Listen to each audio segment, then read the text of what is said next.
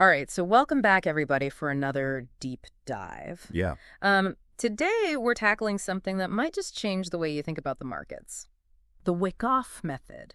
You Ooh. sent over some excerpts from the Wyckoff Methodology in depth.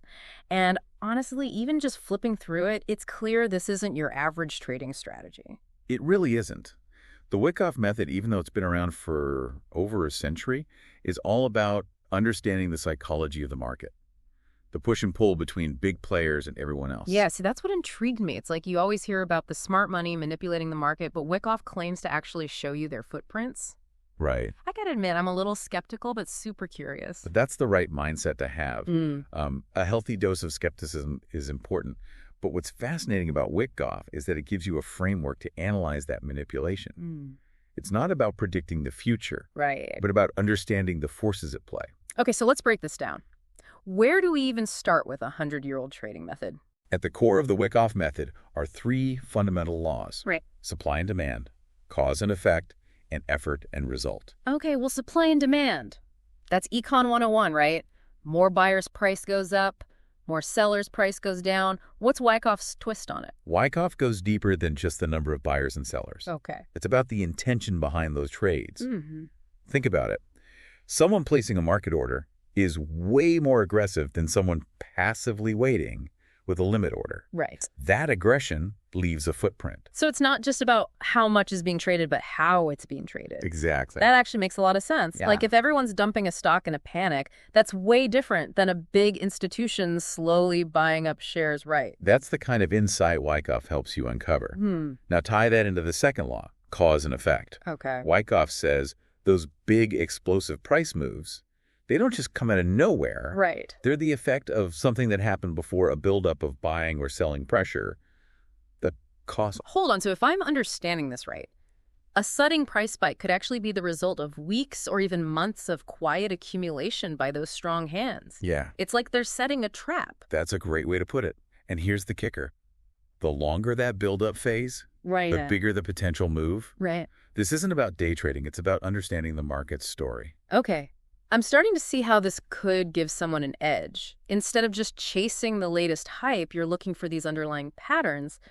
What about the third law, effort and result? Think of it this way. Volume is the effort traders are putting in, and price is the result. Okay. Ideally, you want to see those two things in harmony. Huh. Big effort, big result. Okay.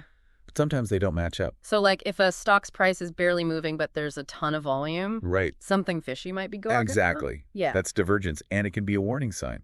It suggests the current trend might be losing steam. Gotcha. Wyckoff teaches you to look for these subtle clues. All right, I'm following so far, but this is all pretty theoretical. How does this actually play out on a chart? I mean, are there specific patterns we're looking for? Absolutely. Okay. Wyckoff identified specific structures that hint at accumulation, where the smart money is buying, or distribution, where they're selling. Okay, walk me through one of these structures. Mhm. Let's say accumulation. I need to see how this works in action. Okay, Yeah. let's imagine a stock that's been in a downtrend, You're okay. but we think it might be turning around. Okay. Wyckoff breaks down accumulation into 5 phases, each with its own telltale signs. Right. The first phase, phase A, is all about stopping that downward momentum. So we're looking for signs that the selling is drying up. Precisely. Okay. And often it starts with a dramatic event called the selling climax. Got. This is where panic selling really takes hold, driving the price down to a temporary low. Think of it like everyone trying to jump ship at once. Yeah, I've seen those kinds of drops before where a stock just seems to fall off a cliff. Right. Now, Wyckoff traders know that this panic often creates a buying opportunity. You mean buying during that drop? Wouldn't that be risky? It can be, which is why we look for confirmation. Usually the selling climax is followed by what's called an automatic rally. It's a bounce back as bargain hunters come in thinking the stock's been oversold. So it's like a mini tug of war between the panic sellers and those who see a deal. Yeah. But how do you know if it's really turning around or just a temporary blip? That's where the next part of phase A comes in, the secondary test.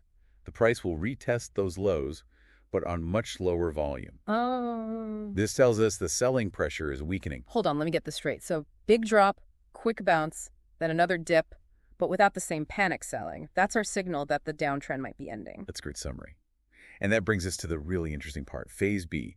building the cause. Cause for what exactly? The cause for the eventual price rise. This is where the strong hands start accumulating their positions. Okay. But they do it subtly without attracting too much attention. How do they manage that? Wouldn't big buys drive the price up? Remember, they're playing the long game. They'll buy slowly over time, and they might even use some tactics to keep others out. Wait, tactics? Like what? One common one is called an upthrust.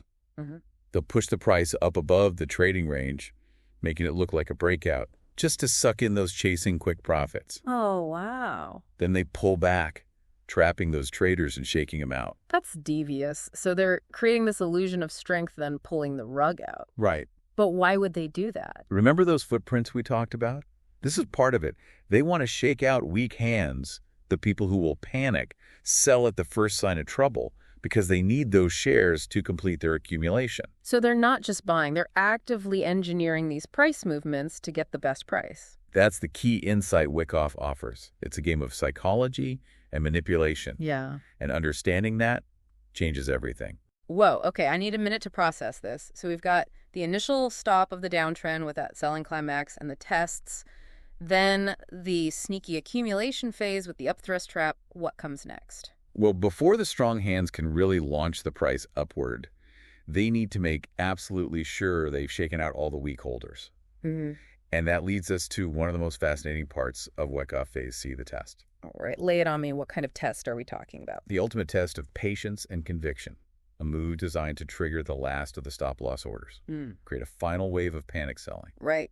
and provide the strong hands with one last chance to buy cheap before they launch the price upward. So another drop. But how is this different from the selling climax? I'm starting to see a pattern here. It's all about the context. We're looking for something called the spring, a sharp drop below the trading range that looks like the downtrend is resuming. But all part of the plan. Exactly.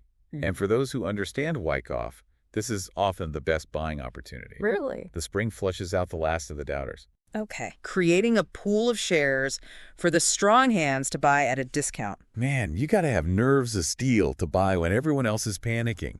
That's the difference between reacting emotionally and understanding the market structure. Right. The spring is designed to trigger fear, Right. but for a Wyckoff trader, it's a signal of opportunity. Okay.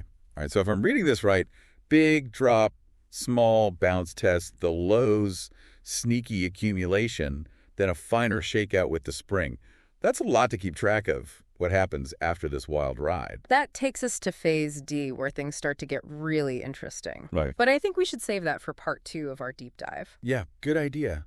My head's spinning a little bit, but in a good way. I'm already starting to see the market differently just from this first part. That's what Wyckoff does. Yeah. It gives you a new lens to view the market story. Right. And I think you're going to be amazed by what we uncover in the next part. All right, can't wait. All right, back for more. Last time my mind was blown learning about the Wyckoff method, we left off with that crazy spring maneuver. Right. Big players creating panic so they can buy low. Yeah. What happens after everyone gets shaken out? That's where Phase D comes in. The trend within range.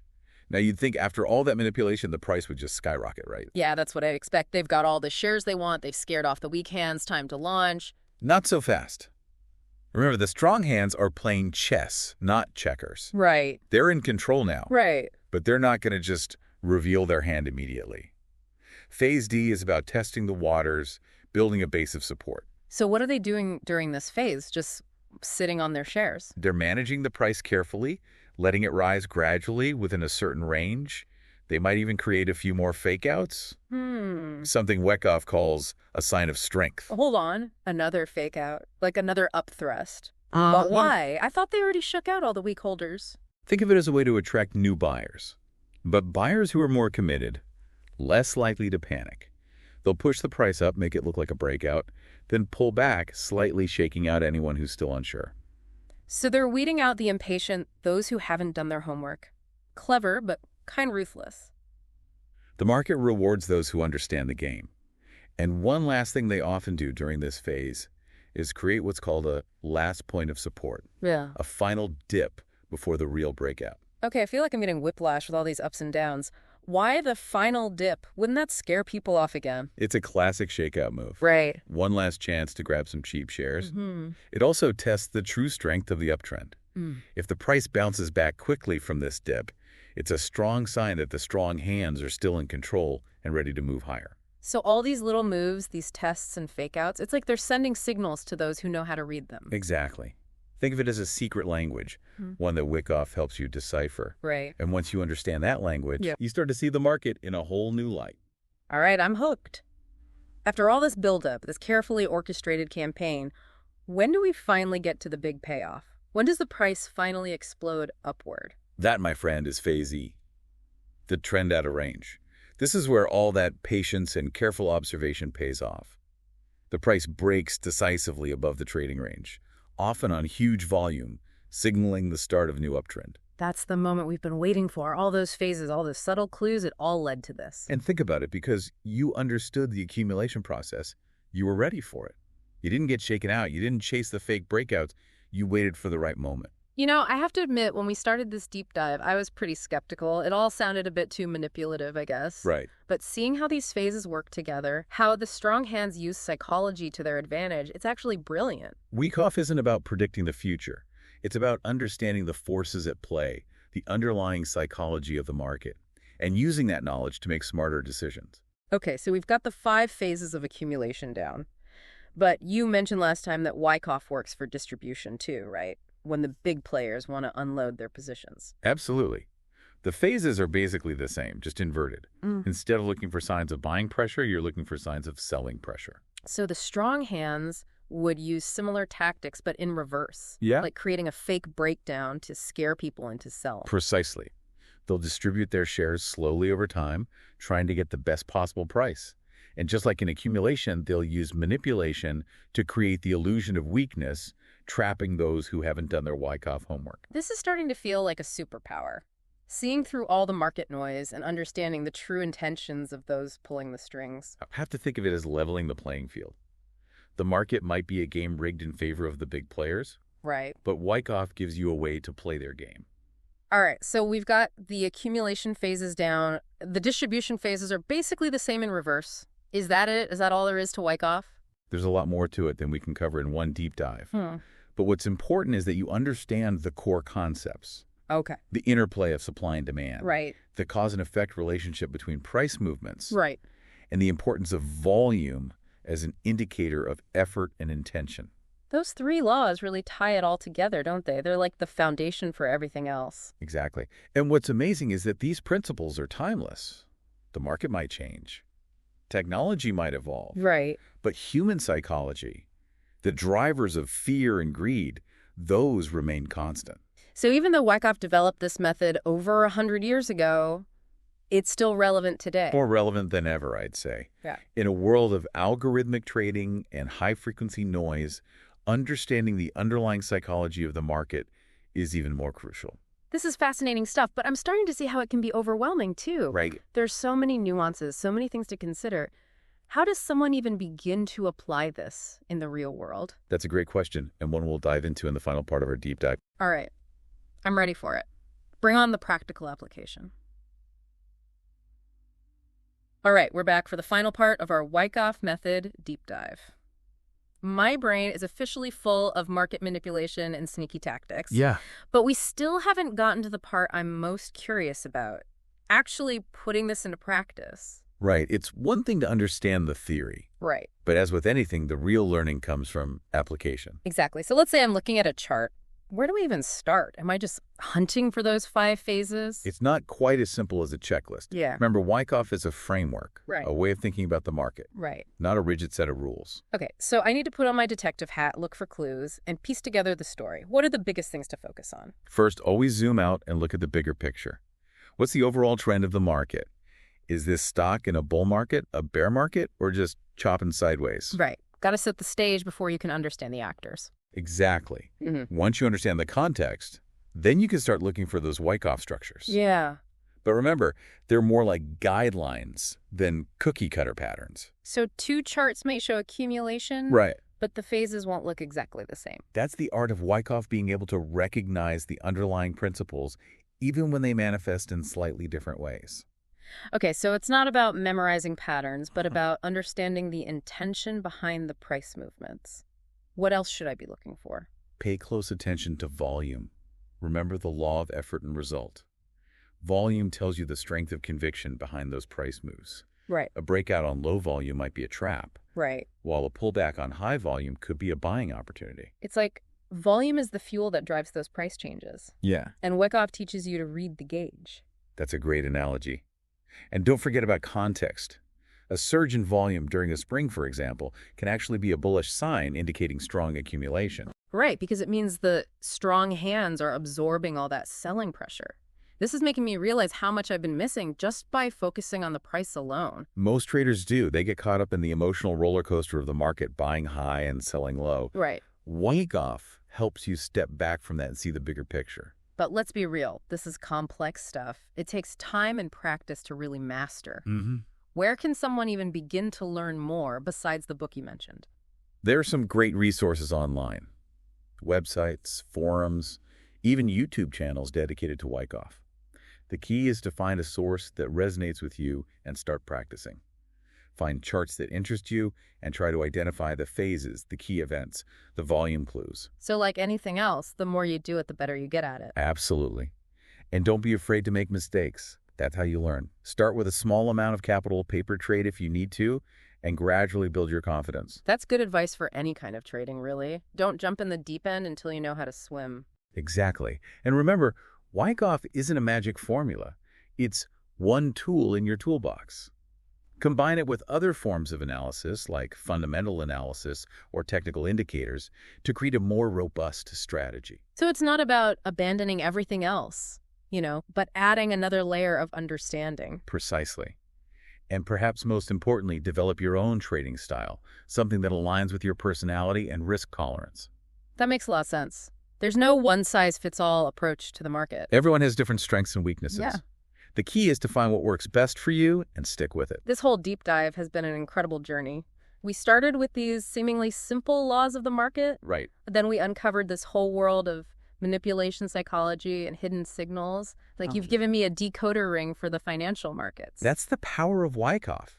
It changes the way you see the game Yeah. and hopefully gives you a better chance of winning. I have to ask, though, before we wrap up, is there anything else, any final piece of wisdom you'd like to share with our listeners, something to leave them pondering? Here's something to think about. Wyckoff teaches us that the market is a complex system influenced by both rational and irrational forces. It's a game where emotions often trump logic, but by understanding those emotions, by learning to read the footprints of the strong hands, you can start to make more informed, more rational decisions. Ultimately, the key to success in the market, as in life, is to become a master of your own psychology. Wow, that's a powerful thought to end on. Master your own psychology. I think that's something we could all benefit from, whether we're trading stocks or just navigating the ups and downs of life. Thank you so much for sharing your expertise with us. This has been one of the most insightful deep dives we've ever done. It's been a pleasure. And to our listener, remember, knowledge is power. The more you learn, the more you understand, the better equipped you'll be to achieve your goals. Keep exploring, keep learning, and keep diving deep. Couldn't have said it better myself. We'll make sure to include links to all those resources you mentioned in the show notes. Until next time, happy trading, everyone.